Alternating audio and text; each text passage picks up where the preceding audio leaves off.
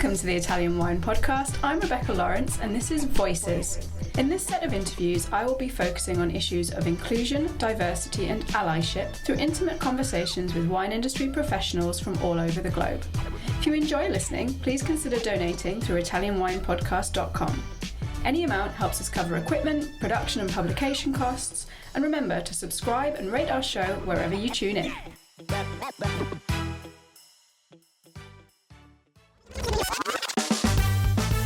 Before the show, here's the shout out to our new sponsor, Ferro Wine. Ferro Wine has been the largest wine shop in Italy since 1920. They have generously supplied us with our new t-shirt. Would you like one? Just donate €50 and it's all yours. Plus, we'll throw in our new book, Jumbo Shrimp Guide to International Grape Varieties in Italy. For more info, go to ItalianWinePodcast.com and click donate, or check out Italian Wine Podcast on Instagram. Welcome to the Italian Wine Podcast with me, Rebecca Lawrence. Today I'm joined by Francesca Massone to talk about a special collaborative project that aims to combine the beautiful art of winemaking and that of ballet. Welcome to the podcast, Francesca. Thank you very much for having me. It's lovely to be here. So I was hoping I could start by asking you to introduce yourself to our listeners and tell them a little bit about your winery in Monferrato. Yes, sure. So my name is Francesca Massone, as you said, and together with my brother Filiberto, we own the winery Marchesi Incisa della Rocchetta in Piedmont. So I'm sure your listeners might know the name. If either because they know us in Piedmont, or maybe they know our famous cousin in Tuscany. But I should tell you that the Incisa family is actually from Piedmont. And when the estate that belonged to the family and that has for centuries has had vineyards in Piedmont has always been cultivated by the family. Now, at the generation of my grandfather, there were three men in the family, and my grandfather stayed in Piedmont and ran the estate, while his brother Mario married a countess in Tuscany and moved to Bulgaria, and there is where he founded the Sassicaia. But the origins of the winemaking are very much from Piedmont, and what he brought to Tuscany was his experience from the family in Incisa that has cultivated the vineyards in Piedmont really for centuries. So from our side of the family, we have continued this tradition. After my grandfather was our mother, Barbara, and she very much spent the last 20 years of her life investing again in the vineyards and moving the cellars from the family castle to family farmhouse that she completely renovated, but it was much more suitable for modern winemaking. So this is where we are now, in the center of the village of Rocchetta Tanaro, which is a small village in the Monferrato Hills of Piedmont. It's a tiny, charming little village, but it's very famous for producing some of the best Barbera d'Asti in Italy.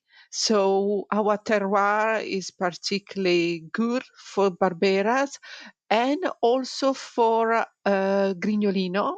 We are well known for that. And, our vineyards are some of them are almost 70 years old.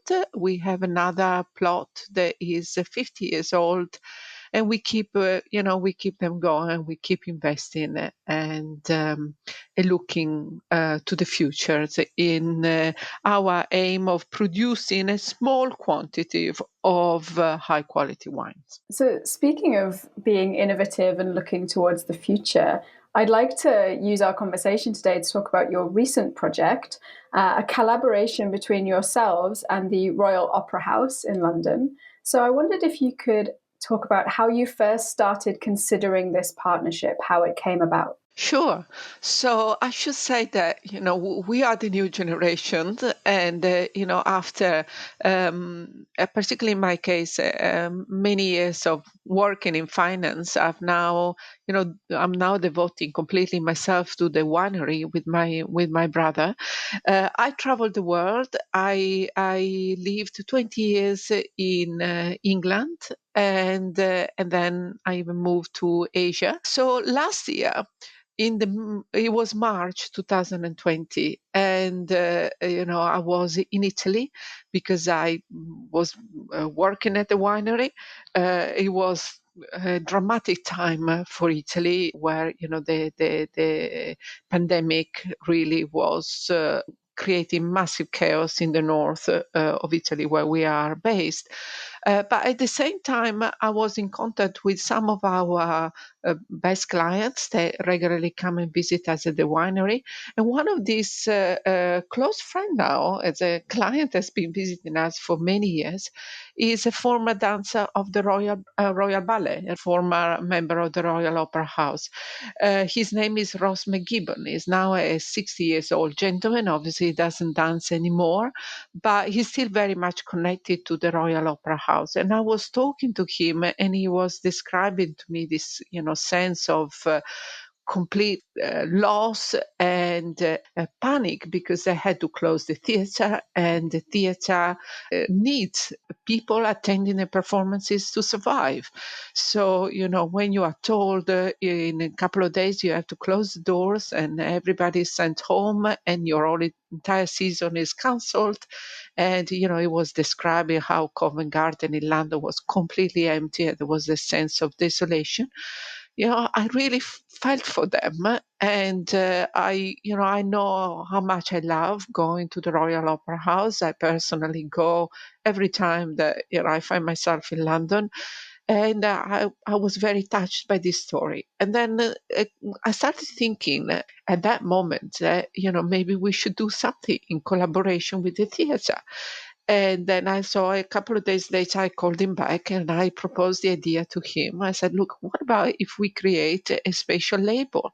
And we, with the Royal Opera House, and we offer some of the proceeds of the sale of the wine to the theater in support of their arts and their artists. So he introduced us basically to the Royal Opera House, and it was obviously a very long negotiation because it's such high profile theater.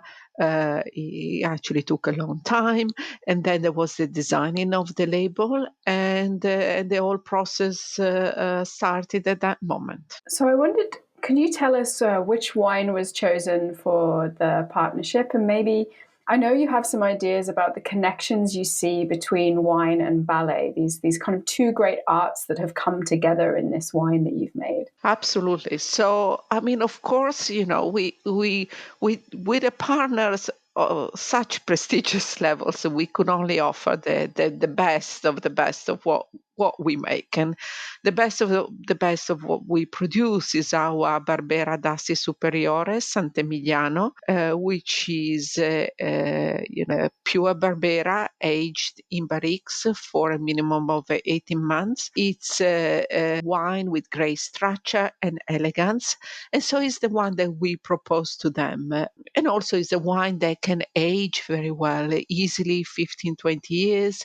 So we thought that for this project was definitely the most suited wine that we could offer.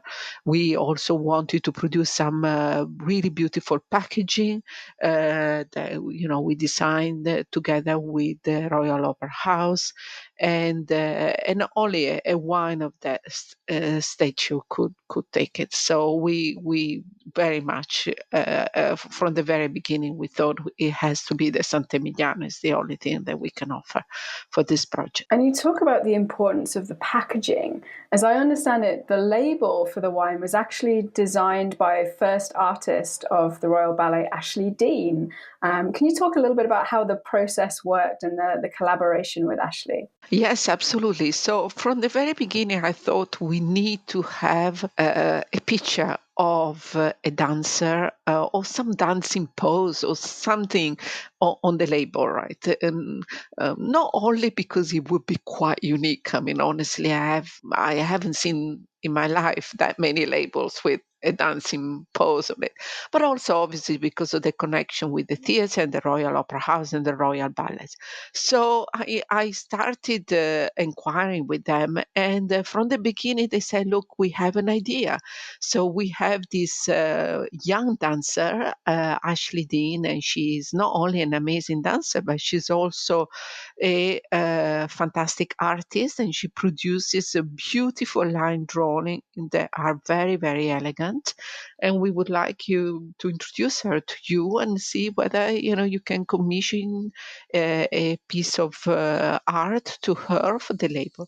So they put us in touch. Obviously, I've only met Ashley via Zoom a few times, and now via Instagram. But it's sad that with all these lockdowns and restriction, all this negotiation had to be done remotely.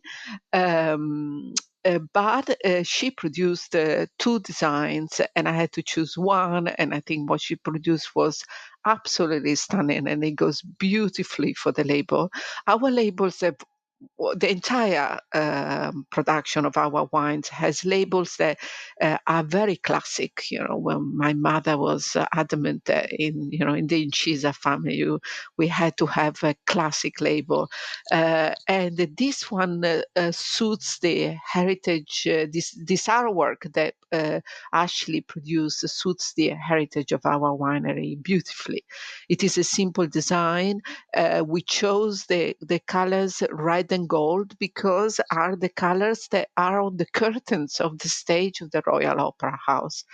And it was really to represent this partnership between our small boutique winery in the center of Piedmont and this massive, very important theatre in the center of London. I have to say the design is absolutely beautiful and really captures the elegance of ballet and dance, but also the elegance and but also power of the wine. So I think it's been a really nice collaboration to bring those two things together and show it so clearly on the label. Yes, thank you. And I feel that there is a lot in common between the ballet and the winemaking, right? Like all these dancers, they invest years and years of their work and life effort into this art, taking massive risks because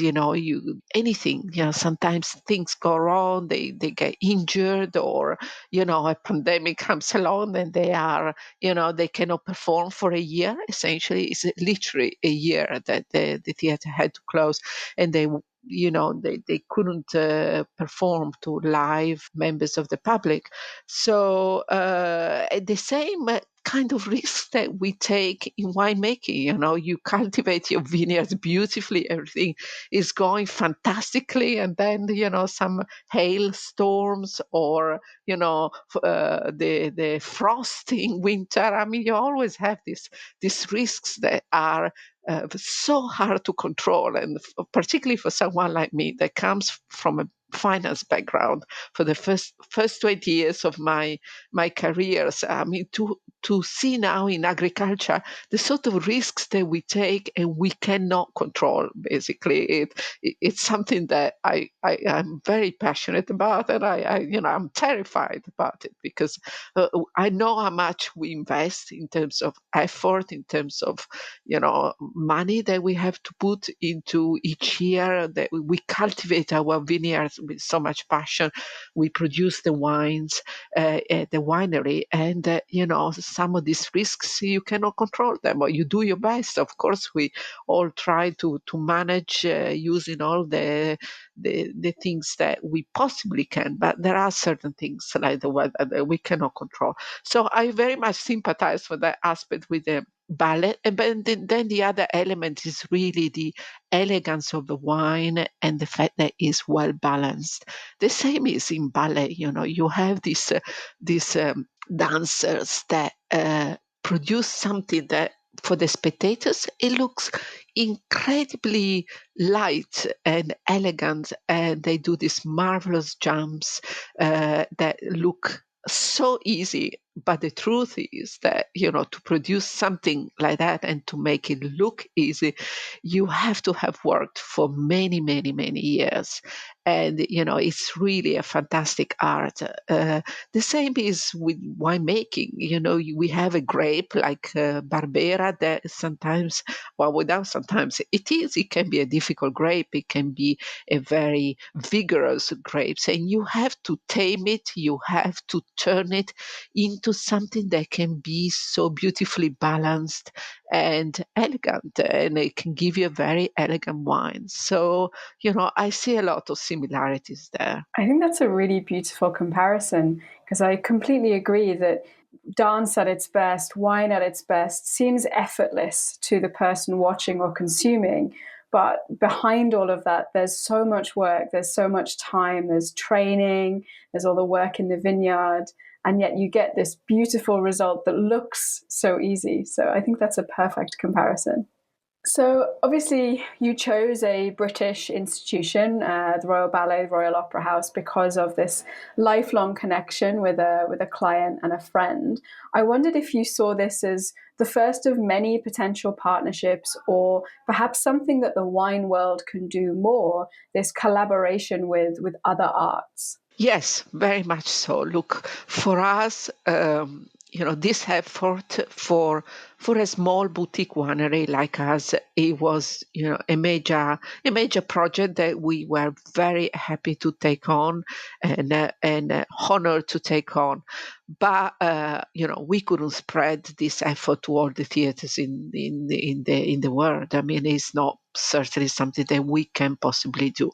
But I sincerely hope that there are more projects like this that come along, because look, the arts were really very, very badly affected by the pandemic. We as a winery, also because not only we produce wine, but we have a very strong tourism presence. We have a bed and breakfast. We provide wine tasting. So, and all that last year was very, very tough. It came back a little bit in the summer, but nothing to what we are supposed. The level we usually worked on. But for the arts, this sector was really badly affected, completely. It was a massive, massive damage that was done to this sector.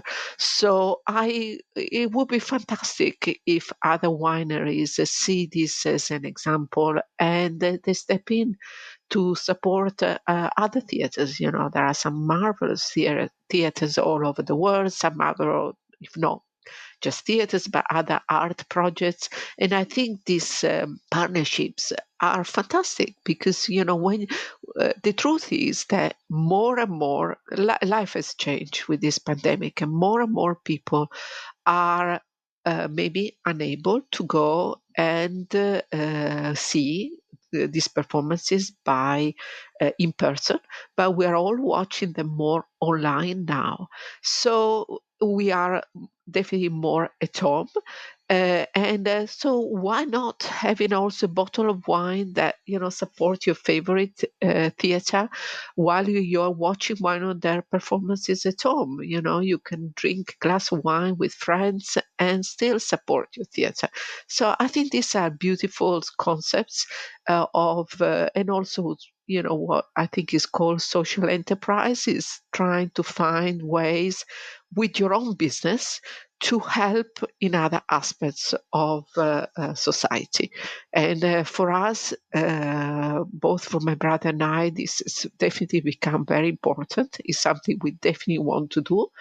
And we have decided that, if we manage to place our Sant'Emiliano wine as a representation of the arts, we really have achieved something. If people, when they want to think of a wine and think that of the arts, they think about our label and our wine, I think we have achieved something very important for as a project. I think it's a really exciting project, and like you say, I really hope that there's more interaction between the different arts, the art of winemaking, and then dance, music, culture in general. I think it's a really lovely idea to have different aspects of our cultural lives coming together to support each other during the pandemic. Before we go, I have to ask you, because things are beginning to open up a little bit,